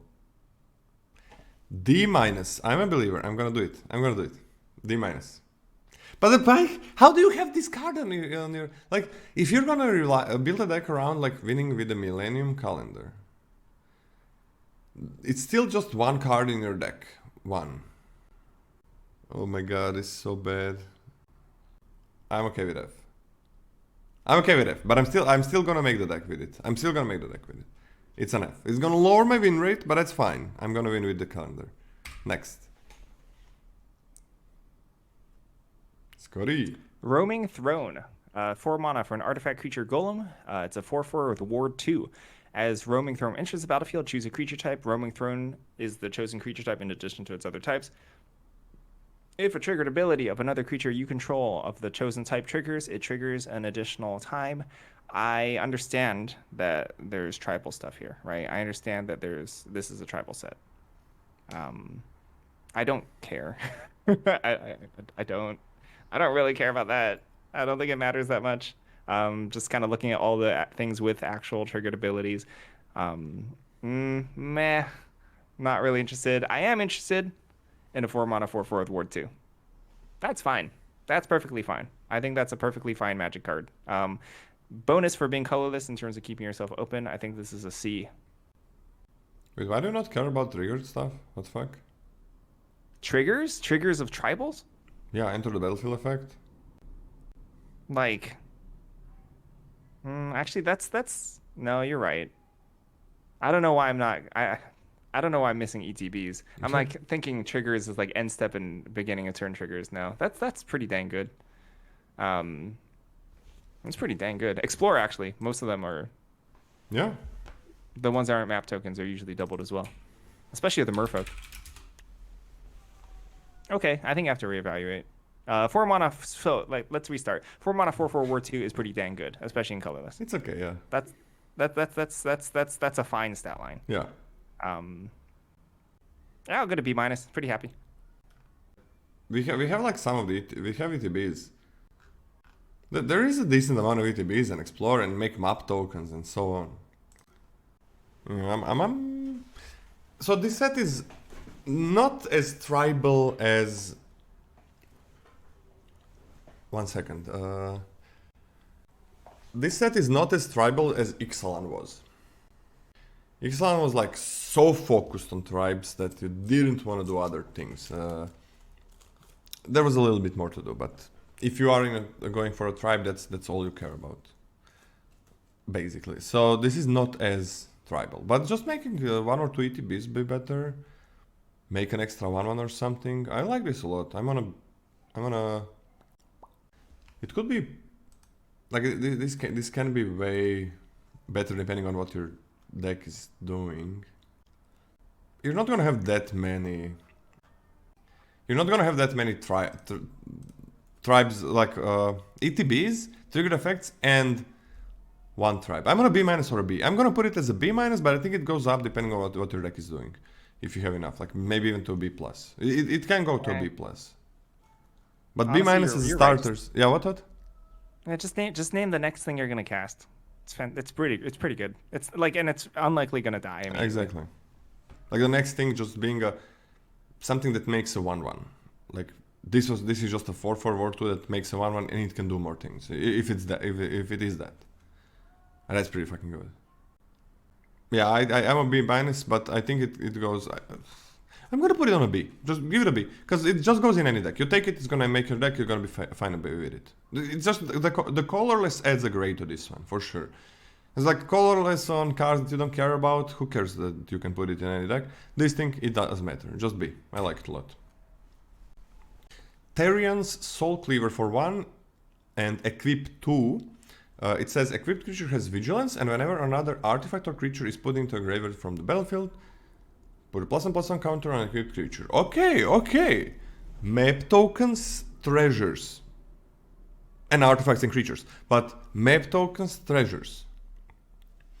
They work with this thing. That's fine. The problem is like 3 mana and you really need those things to happen. So it's kind of whatever. So I'm gonna give it a D, Minus. I don't think that's a grade, Lola. No? Okay, then D minus. We need to update the grading system. D minus for starters. If your deck has a lot of these things, this goes up, but needs to be a lot. I mean, no, just give it a D, because you can just, your creatures can just naturally, you don't need to have a lot of these things. Give it a D plus from me. It's weird, this card is weird, it's so hard to grade. D plus, because you can have just random things die, and if you have a lot of map tokens and treasures, that adds up. So yeah, D plus, let's go.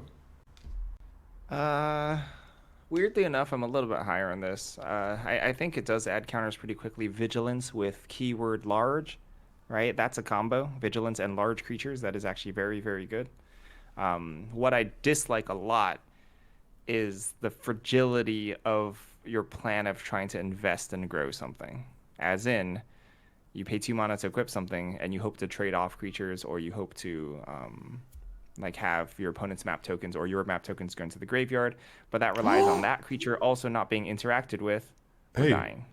This works with opponents' things. Yeah, you missed that. I definitely missed that. Yeah. So it actually doubles the speed. The fragility is the problem. I think the card itself is extremely powerful. Like the effect is very powerful. What I really hate is the fact that it does nothing if you equip on something and then trade off that creature, right? You like that creature is no longer eligible for trading. You have to trade something else in order to get the 2 counters on it. But it spirals very, very quickly. I think this card is still quite powerful despite that. I think this is a C+. I like this. I'm on a C plus as well. It works with opponents' things. This goes higher if you have the map and shit. I mean, if you don't, opponent maybe has map and shit. I like this. C plus, yeah. This nice. This nice. Huh. I didn't know it works with opponents' things. Beautiful. Threefold Thunderhulk, 7 mana for an artifact creature gnome. It's a 0/0, but it enters with 3+1/+1 counters. Whenever a Threefold Thunderhulk enters the battlefield or attacks, create a number of 1/1 gnome artifact creature tokens equal to its power. And you can pay 2 and sacrifice another artifact to put a +1/+1 counter on Threefold Thunderhulk. Dang. Yeah. Yeah. Dang. Yeah. This is a 3/3 that comes into play with 4 bodies. Woo! Woo! There's a lot of text on this card. It's 7 mana, which is rough, but that's pretty dang good. Sadly, I don't think it's a bomb, but it's very, very strong. The 7 mana hurts a lot, but the one thing that always offsets expensive bombs is the fact that they can help you live. And this makes 4 bodies, which is extraordinarily good at helping you live. I think this is bomb. I think this is an A-.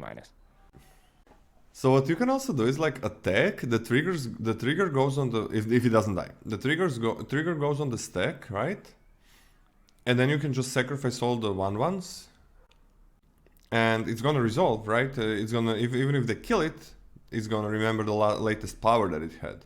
Because there is another check, right? Create a number of tokens equal to its power. So there is that with this kind of effects, there is always another. There is always a check once the ability resolves. Am I correct with that, Scotty? Yes. Okay. Yeah, I'm 100% sure. So yeah, I'm okay with this. What do you give it? Like a B, just a B plus? I give it an A-. Yeah, I'm okay with a bomb. It is a 7-drop, so that kind of hurts it being bigger. They need to kill it, obviously. Man, this is... It can't attack. For 2 mana, sacrifice another artifact. You put a +1/+1 counter on this thing. It can attack. It can attack. That's a 5/5. Yeah. Yeah, I'm on an A. Is it big enough to attack? Like next turn, it's at least a 6/6. So it probably can. You can also do some interesting things with like see how much mana opponent saves, and then on turn, then on you don't attack maybe because they have something, and then you sacrifice some artifacts on their turn, on the end of their turn, and on your turn you sacrifice more, right? Because you can just like attack and make a lot of artifacts and then sacrifice more if you need them, which is not the optimal thing, but you don't always have to be optimal with what you get. So this is good. I'm gonna give it an A. This card is sick. It's sick. Yeah. Like if it gets removed, sure. The biggest problem with this is it's a 7-drop, but in a set that has explore, that can explore a good amount of things. There's a common way in black to cleanly interact with this. It's not going to move the needle for me, but if you get this removed by the 1 black -5/-5, it will create no gnomes. That is true. But that's the only that is a common way to cleanly interact with this. But Yeah, I don't know. I don't think it so. doesn't move the needle for me. Yeah, it goes in any deck, right? Explore does work so well with it. The biggest thing is it is a 7-drop, but still, like it does win you the game a lot of times. Wow, this is pretty good. All right, we got a reprint of Treasure Map. It's an artifact for 1 and a tap. You scry 1 and put a landmark counter on this thing. Then, if there are 3 or more landmark counters on it, remove those counters, transform Treasure Map, and create 3 treasure tokens. Whoop! When you transform it, it's a Treasure Cove. It adds Colorless, and for a tap and sacrifice a treasure, you draw a card. This was fine, but nothing special. I think this set is higher power level than Ixalan. So it's you need to pay so much. Like you scry 3 times for 5 mana. 1 is not that hard to do, so it's not like you're paying 5. But in the end, you are paying 5 in total. So I would kind of call it like a 4. And you gotta do it over so many turns, right?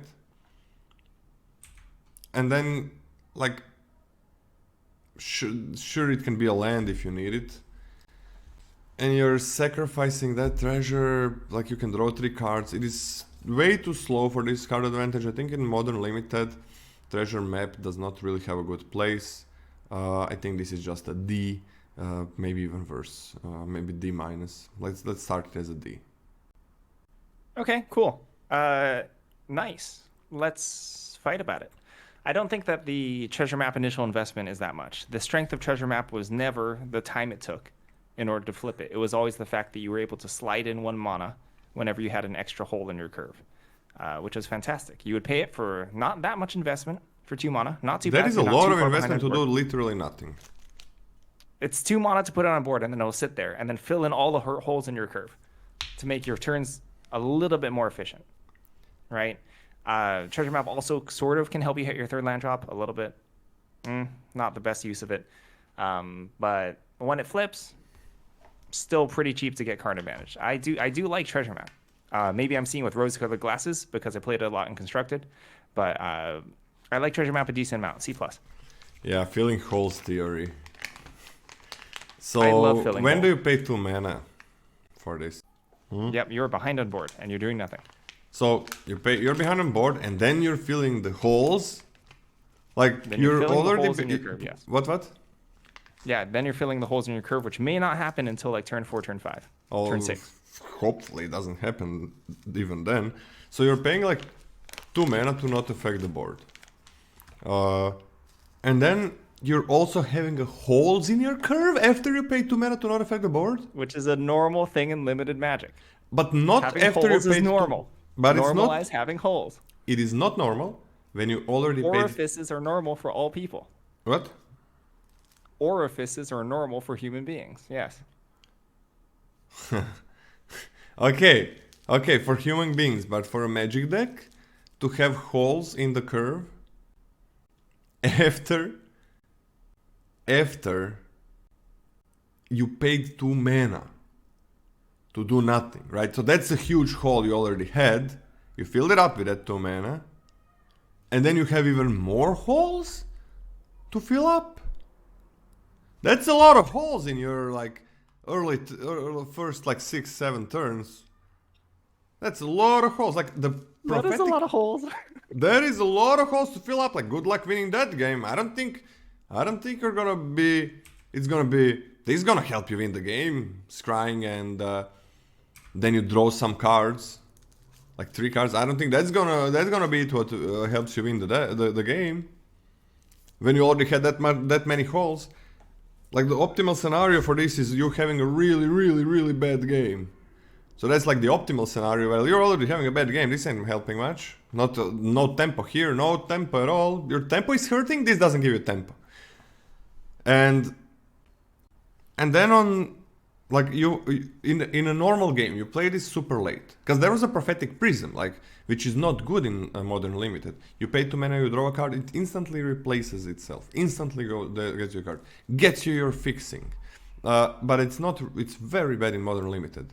It was very different in Alchemy, Vials of Eldraine, just because of all the adventures. The set became slower, so that's different.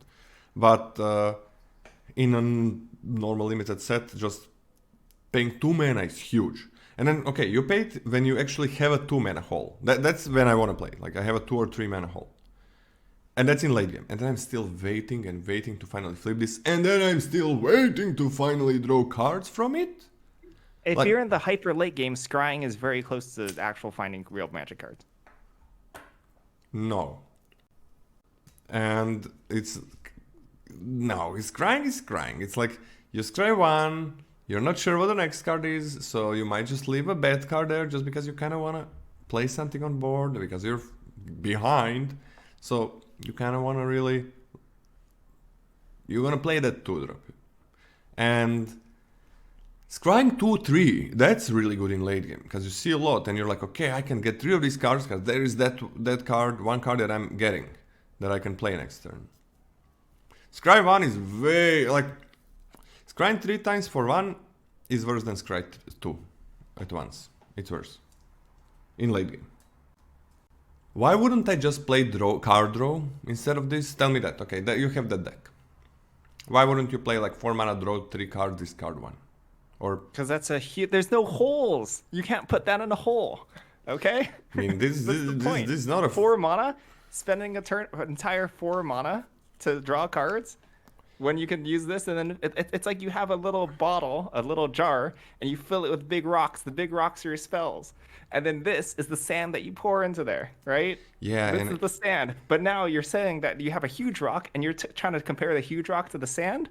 Come on. Yeah, but the sand is like you can put 1 grain at a time in those holes, 1 grain at a time, and once you finally fill the sand there, you're dead. You're dead. You're a skeleton.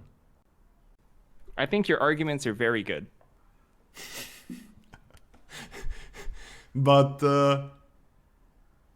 just get card draw, right? Draw those cards, let's go on.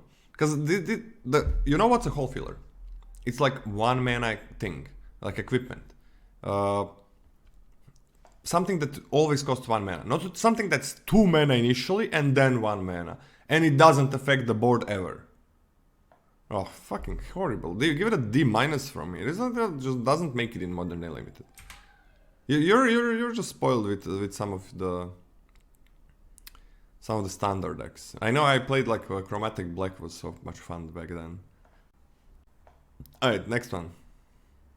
Who is it? I think it's me. Cavern of Souls. Land. As Cavern of Souls enters the battlefield, choose a creature type, add colorless, or add 1 mana of any color. Spend this mana only to cast creature spell of the chosen type, and that spell can't be countered. I want basic land. This is an F. Yeah. F. Bye-bye. Don't play this. Sadly. I mean, I guess you might want to talk about it for a second, but not being able to cast your instants and sorcery spells is a large cost. Large cost. I don't care that it fixes, even if your deck is entirely tribal. Not being able to cast artifacts, anything that's not a creature, also not being able to cast at least half of your creatures. This is not good in a deck where you only have 1 type of creatures. That's where you don't want to play it. So that's how bad it is. 1 single type of creatures. Echoing Deeps. You may have, it's a cave, you may have it, Echoing Deeps enter the battlefield tapped as a copy of any land card in graveyard, except it's a cave in addition to its other types. F. First it has to, the cave needs to be in the graveyard, that's too much. It can be in any graveyard, but who cares? What do you think? Yeah, okay, this is an F. Just play a common cave. Yeah. Yeah, this is an F. Restless Anchorage. It's a land. Restless Anchorage enters the battlefield tapped. Add white or blue. And 1 white blue, 3 mana. Until end of turn, Restless Anchorage becomes a 2/3 white and blue bird creature with flying. It's still a land. Whenever it attacks, create a map token. This card is bonkers. This is a bonkers land. This is, by the way, the best. I'm just throwing it right now. This is the best of the Restless cycle. This is better than the Cottage. This is better than Restless Cottage. This card is extraordinarily good, especially for limited. Cheap, evasive, creates cardboard on the battlefield that you now have the flexibility to do whatever you want with it, sacrifice it, use it to enable an attacker. Fantastic. Fan freaking tastic. That being said, it's gold. And we're going to give these ceiling grades, right? They're basically gold. It's not... Lola. I mean, it can help you fix if nothing. Fine. We don't have to. But I would probably take this pretty highly. This is like a B for me. B? B. For a really good card that's gold. I don't know, man. It's 4 mana. It's still not that much. Like, you can use it in super late game. It's still kind of fine. Like, map is really good. I don't know. I'm on a C+. What? Oh, okay. I mean, I guess let's give it a ceiling grade. Like, if you're not in these colors, it's just whatever, right? But you gotta be in these colors, so we can give it a C. Like, I think I picked it as a C+, and then like in colors, I'm okay with a B-. In color, B+. Okay, then B in color. That seems fine. Okay. As a ceiling, let's give this a ceiling grade. Restless Prairie. Always enters the battlefield tapped. It's Celestia for 2 and green and white. It becomes a 3/3 llama until the end of the turn. It's still a land. Whenever this thing attacks, other creatures you control get +1/+1 until the end of turn. Worse on its own, better with more creatures. C, and in color B-. C+ in color.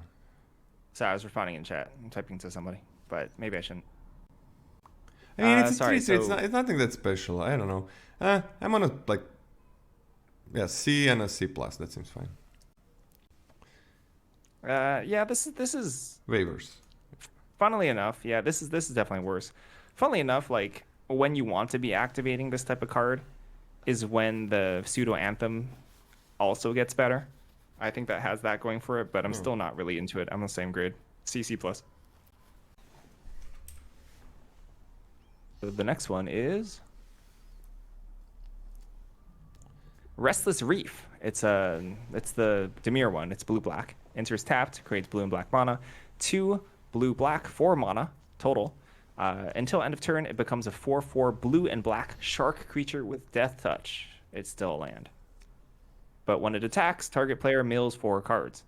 In this set, almost 100%, especially in these colors, going to be yourself. So you're going to mill 4 cards. Yeah. That's a body. Like this is a real Magic card. It'll trade up. It'll trade with anything. 4/4 means it can't even be blocked by your opponent's small dinky creatures, or it can be blocked, but they won't win the fight. And milling 4 cards is value. Like if you have, for example, if you've been struggling, actually I can imagine you've been struggling to turn on your Descent stuff on turn 5, like literally on like turn 5, you've played like a Descent 4-drop. You can just activate this swing in. That's not even that bad. That's not even that bad. You're developing your game plan and also doing something pretty powerful and proactive. I think this card is also very, very good. And I'm also going to give it a mirrored grade. This is like a B-, B+ for me. So, you think it's a B+? In color, I think it's a B+. I think it does the same amount of time. Things it's the meal is pretty good. I'm on a C. It's how highly I pick it. It's still 5 mana, not that easy to activate. In color, like you're on a B+, I'm on a B-. I guess that's like a B then. That's fine. It's a good card. The Ridgeline, Restless Ridgeline. It's a Gruul land that enters the battlefield tapped for 2 and a red and a green. It becomes a 3/4 dinosaur until the end of turn. Whenever it attacks, another target attacking creature gets +2/+0, and you untap that creature. It's gotta be another attacking creature. This is the worst one out of all of these, probably. I'm still kind of picking it as a C. C minus. In color, probably a C plus. You think this one's worse than the llama? Yeah, in that part of the game, I think llama effect is better. I get that. I think it's a little better. I think the extra toughness, and not necessarily in the hyper late game where you want to anthem, but in a game where you have like 2, 3 creatures, your opponent has like 1 or 2 creatures. I think it's better than the llama, which I think is like a more normal case. So I kind of like this a little better. It's the same for me. So C plus for me. Okay. The last one, I think. Restless Vents. It's a land. Restless Vent enters tapped. Add black or red, and you can pay 1 black-red. Until end of turn, Restless Vents becomes a 2/3 black and red insect creature with menace. It's still land. When Restless Vents attacks, you may discard a card. If you do, draw a card. Not bad. Not bad. Evasive. Not too shabby, actually. Descending, right? Descending, filling up your graveyard. In general, looting away extra things that you may have explored or mapped into your hand. Not too bad. This does a whole lot of decent stuff. It's small, right? It's small, but the menace actually, I think, does a pretty decent job of making up for it. I think it's a little worse than those other two, which means I'm going to give it a C plus B rating. What? C plus ceiling? No, C plus. I'm drafting this as a C plus. And in color, I think it's a B. I think this is really the worst one. This is the worst one? Yeah. You have to defend that. 2/3 that Ramageus, I mean, you can descend, I guess, but I don't think this is what I want to be doing. These lines are basically always gonna be the last thing that you do with your mana. And then 2/3, it's an insect! Just kidding. 2/3 menace, that Ramageus, I think it's kind of whatever. I'm gonna pick it as a C minus. It can always fix, so C minus always fine, great. C minus and in color like a C. What do you give it in color? So at the stage, right, when you have nothing else to do, isn't the rummaging at its most powerful at that point? Because you're just pitching away your extra lands. How close do you think that rummaging in the late game specifically is to drawing a card? Yeah, but this is a lot of times gonna be just rummaging and they just block it. It's a 2/3. It has menace. Yeah, they block it with 2 things. Like 2/3 menace is crap. A very, very bad 3-drop. So they're not attacking you? Like a 2/3 menace is a really bad 3-drop. Like if they are attacking you, you don't wanna you're not good. You don't wanna spend 4 mana to loot something That's away. also true. And probably you can't play it. Like you are getting a very bad 3-drop with this. I think 2/3 menace is not good as a 3-drop, if that's the only thing it does. And sure, it ramages, but you're spending so much mana for this, and they can just block it easily, and you can't really play that thing. The other lands can usually attack and make you a better attacker. Like opponent can actually say, "Oh, I can't attack." With this thing, they just attack you. They don't give a fuck, because if you're paying 4 mana for this, it's not gonna be great. And the other lands are harder to block or push the damage way better if you're the one who is attacking. So this doesn't have that extra effect of, hey, I still have cards in my hand, but I'm gonna attack with a land because opponent is gonna have trouble. They gotta block because they're gonna kill. They're gonna die. This doesn't have that effect added, so I don't think it's very good behind or ahead. So C minus in color, just C. What do you want to give it in color? I'm glad. Well, I gave it a B in color, so I'll give it a C plus, but in color specifically. So you're but very. I'm happy we're having a reprise of early set review disagreements on dual lands. Like this is pretty much the same disparity. I think you won, by the way. I think you were the winner of that. When I usually graded the dual lands like half a grade or a whole grade higher than both of you. Everybody graded them higher than me. Yep. So I think you were correct, by the way. So scoreboard. I think we checked that before. I can't remember now. I hope I was. Of course, I hope I was. Sunken Citadel enters the battlefield tapped. It's a cave. As it enters, choose a color. For a tap, add 1 mana of chosen color. For a tap, add 2 mana of the chosen color. Spend this mana only to activate abilities of land sources. Can help, but can be fine with your caves, right? Your caves can cost 5 to discover. 4? Is discover 4 for lands, right? Discover 4. Yeah, so that's kind of cool. This is always good. It's kind of like Evolving Wilds. This is not gonna do much for you. Like this, activate this only to use the abilities of land sources. It's not gonna do that much, but it's always nice. This is in any deck. It's gonna help you have a better mana base. So why not? I don't take wilds and those super highly. I want just to see, like this fits any deck. It makes any deck better, but you want your C pluses, B minus creatures, removal, synergy cards, whatever value you want it over lands like this. I think it's more valuable to make the deck less consistent but have a higher power level than have just the mana base a little bit better. So just a C for me. Okay, yeah, C for me as well. Alright, we're done with colorless. And on to white commons right now. Okay, this is where we get bread and butter. The wizard is less